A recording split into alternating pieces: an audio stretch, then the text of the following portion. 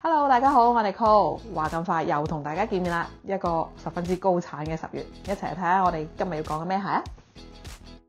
好，今日要講呢對鞋呢，就算係新鮮滾熱辣寄到嘅，咁啊，今日有時間坐低可以打開佢，同大家一齊開箱啦。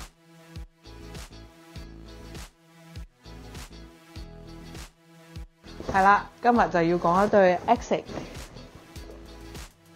估到係咩鞋呢？冇錯，就係 Keith 佢喺 Chicago 要開一個新鋪，咁佢為咗慶祝佢新鋪開張咧，就一口氣設計咗8款鞋。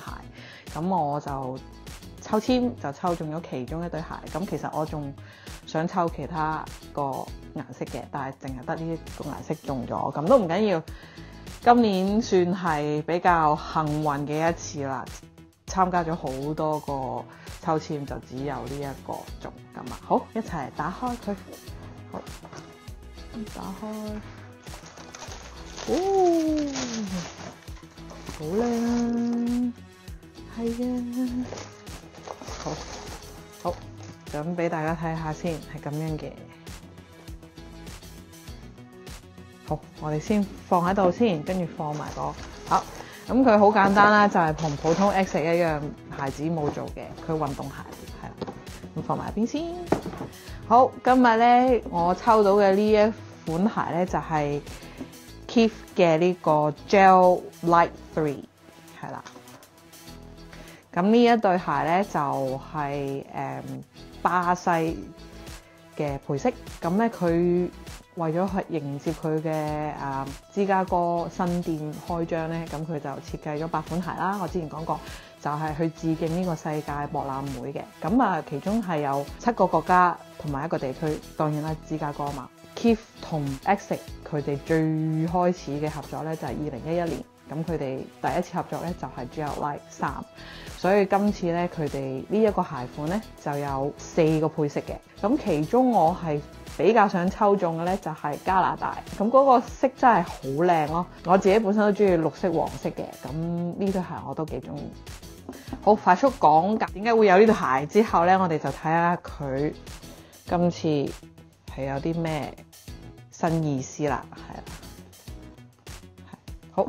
首先喺相咧睇得唔係好清楚嘅就係呢一個佢Asics 自己本身嘅呢個佢自己個圖案咧，佢係用咗膠面係封嘅。我一開始以為係皮咯，但係其實係呢個令面嘅，所以都幾特別。同埋佢前面咧好型啊！佢每一個國家都有自己嘅圖案。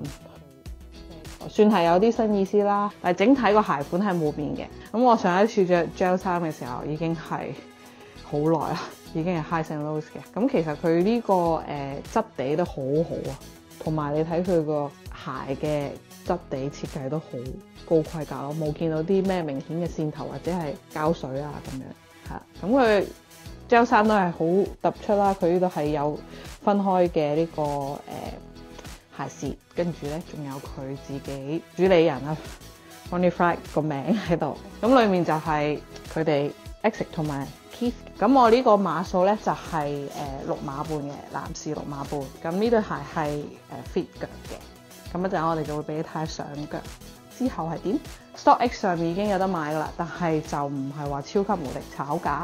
但係佢嘅發售方式咧就係佢店嗰度有當日開張嘅時候有發售啦，同埋上網抽籤，同埋佢所有嘅Keith 網站。咁我就係通佢個 app 度抽嘅，係啦，提前4號抽，跟住6號開獎咁樣，因為佢係全球6號統一發售。咁佢都幾快，因為佢係寄 DHL 嘅。咁成對鞋落嚟，總共我最尾埋單係360蚊澳紙。其實對於鞋嚟講都係真係幾貴，係嘛？